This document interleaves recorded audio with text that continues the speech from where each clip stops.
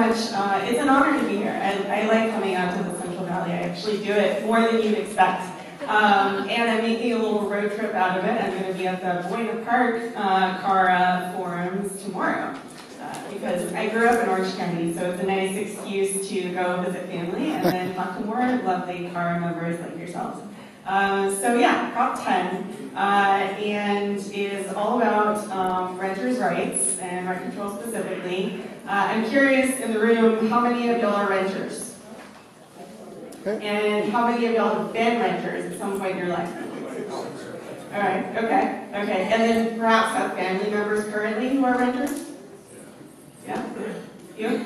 Okay, so you know what it's like to have a landlord and to deal with things like rent increases, having to get repairs done, things like that. Hopefully none of you have had to go through an eviction, because that's pretty awful. But it happens a lot, actually, in the state. So the thing about Yes on 10 to repeal Costa-Hawkins is that there's a number of cities around the state that have rent control that aren't allowed to cover everyone that they would like to under their rent control ordinance. There's a bunch of loopholes. And so people end up getting rent increases, end up getting evicted because of these state-mandated loopholes. So 10 Together has been part of a movement for renters' rights and rent control, specifically over the last 2 years, to pass new laws in places that have never had them before. So for instance, we helped pass rent control in Richmond in 2015, pass again in 2016 and Mountain View in 2016, and there's campaigns on the ballot this year in Santa Cruz and National City, and probably going to the ballot in 2020 in Sacramento and Long Beach, and maybe coming to a city near you. So if you're interested. And I also brought a couple copies. If you want, I can pass them around. I don't have a lot printed. There's more online, our toolkit to do a rent control campaign. So it's something people have been doing, and you can start doing now, but people have been running into limitations on how much they can protect tenants because of this law, Costa-Hawkins. So just the basic rundown is that it mandates loopholes, mandates exemptions in single-family homes, condos, and any units built after 1995. So in a lot of cities and towns in California, that's a lot of your housing stock. And so you think about, oh, we're seeing all these rent increases, we'd like to have rent control, and then when you look at your housing stock, you're like, well, it doesn't really make that much sense because Costa-Hawkins preempts what we would do, and it wouldn't really cover that much. So that's happening, as time goes on. 1985, it's over 20 years ago now.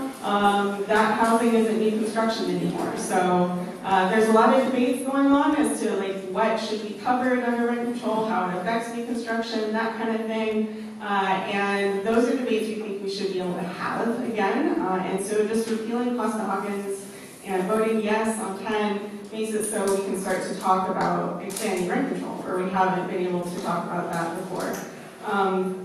And just so you know, a quick caveat about a couple of things about rent control is that landlords, all laws are required to allow landlords to earn a fair return on their investment. So it's constitutionally required in every rent control law, even when it was strong rent control in Berkeley and Santa Monica was challenged and found to be constitutional. There's a great case, Birkenfeld versus Berkeley in 1976, that found that really strong Berkeley rent control ordinance to be constitutional. So if people are coming at you and saying it's taking my property and it's going to stop new construction and all this kind of stuff, which you'll probably hear from people, is that that just frankly doesn't happen. And most of the cities that have rent control have the highest rates of construction in the state, as well as it having to be constitutional. So that's the pitch